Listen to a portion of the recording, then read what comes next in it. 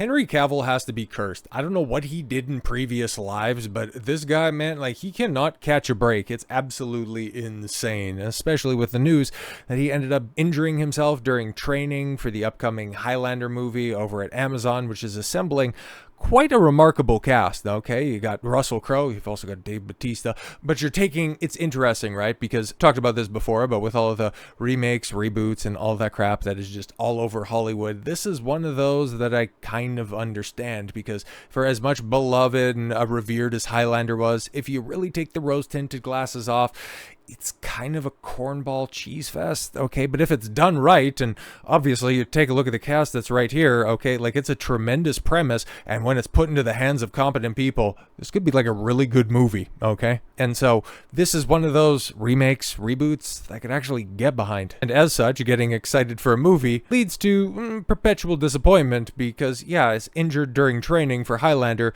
Production likely pushed to early 2026. So he like really hurt himself. I've seen some absolute window lickers that are out there going, oh, why don't they just recast the role? It's like they did this for Henry Cavill. It's his production team that's behind it. Amazon really has a lot of money invested in this guy. They're trying to make him a big thing.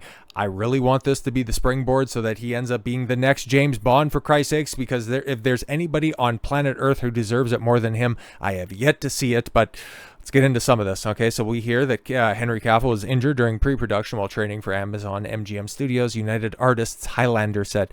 Need more people attached to this project. As a result, production will be delayed on the Chad Stahelski directed reboot of the cult IP until a likely top of the next year. The Michael Finch penned movie also stars, yes, Russell Crowe, Marissa Abela, Karen Gillan, Demojan Hussein. Oh, interesting. Wasn't he the guy who was crying racism about being underpaid in Hollywood? Interesting. Dave Bautista and Max Zhang. Producers include United Artists Scott Stuber and Nick Nesbitt, alongside Neil H. Moritz. Yes, Zaleski's Banner 8711 Entertainment. Yeah, I did a bunch of crap that's out there. But yeah, man, I mean, I'm looking forward to this. I wish for a speedy recovery for Henry Cavill. Hopefully it doesn't ultimately affect the end product, because this guy really needs a W. And while this is tragic news, I mean, he could still be attached to The Witcher at this point, because holy crap, man. Oh, they finally put out a teaser for, I was going to say long awaited, but I would say long hidden season 4 of The Witcher, because, oh my God, Henry's final season, when did that come out? 2022? 2023? Like, it's been a long time, because we've known that Hemsworth, the lesser Hemsworth, he was going to be Geralt to ride out the final 2 seasons of the show that they have scheduled or something like that, or they have already filmed season 4 and 5 back to back, and they're just going to chop them up. But holy shit, like, this is a dead show. But it shows, and especially the response to this clip, it kind of shows that there's still a little bit of life in the franchise. Well, probably not the type of life that they were looking for, but the first clip of Liam Hemsworth as Geralt of Rivia emerges online as Season 4 release date has been confirmed. The first clip of Liam Hemsworth's portrayal of Geralt of Rivia has emerged online, uploaded by the Netflix team just hours ago.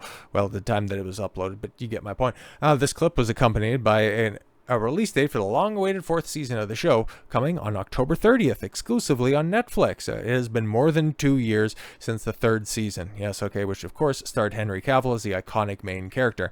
We know that the show has 2 more seasons left and will end with the culmination of the 5th season, and fans have been champing at the bit, have they really, to see how Hemsworth picks up the mantle abandoned by Cavill. And yeah, we'll get to the YouTube response on this, but apparently there's been some Twitter response to this. But we don't get much of a look at Liam Hemsworth as Geralt of Rivia, yeah, because it's a Triss and Yennefer show. But we get enough to make an impression of his portrayal of the legendary monster hunter. But when news hit that Henry Cavill was vacating the role because nobody attached to the project wanted to adhere to the source material, and they were bastardizing Andrzej Sapkowski's already bastardized work. Shout out Elric of Melbourne Monet.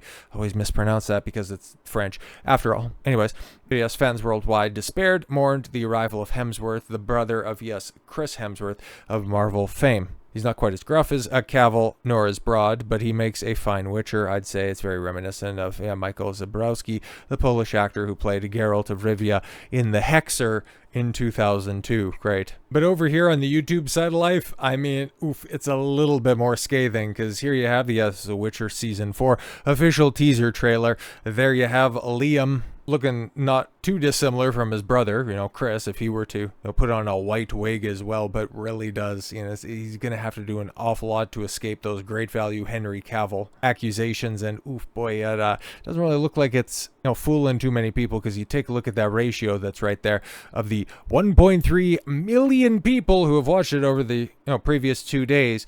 You got 22,000 upvotes, which I guess that's something, but then 59,000 downvotes. It's quite a ratio that you have right there. Got to respect them for keeping this comment section open. The switcher, ooh, that's good. That's real good. Liam pulling art out of the wrath, quite symbolic of what the producers did to the show. Oof, producers are like my ex and never admit their mistakes and never know when to give up. Oh shit, that's fucking hilarious, because this right here, viewership for season 3 for Henry Cavill's final season, it wasn't that great to begin with, but by the time that season 4 rolls around, you're not going to have a lot of competition at the tail end of October heading into early November. When it comes to entertainment, there is just an absolute vast chasm. And so I guess if there's people that have Netflix subscriptions and are just simply looking for something with vaguely high production values attached to it, it might have a chance. But honestly, I could see the show completely and totally dying on its ass, even more so because, yeah, you've got the over 2-year gap between seasons, which I don't think has ever worked out well for a show, at least in the more recent examples that we have. Didn't work out all that well for Rings of Power, of course not. House of the Dragon, definitely not, but that had a lot more to do with writing. And The Last of Us, yeah, exactly. So do you think The Witcher's gonna fare any better? I don't fucking think so. Toss a coin to your Witcher, because he's gonna need it, and also anybody attached to this production, because they're about to be out of a job. So with all that said, thank you all very much for the gift of your time. I've been Don Consuelo. I want you to follow your gut and get after it. Take care, everyone.